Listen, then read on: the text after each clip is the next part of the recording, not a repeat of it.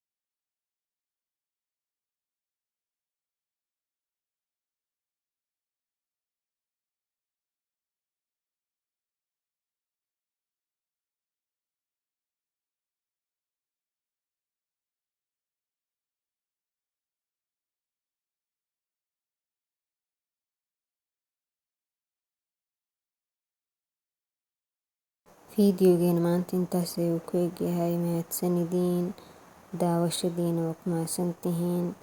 Waxaa idin leeyahay intaa mid kale ku kulmeyno. Bye.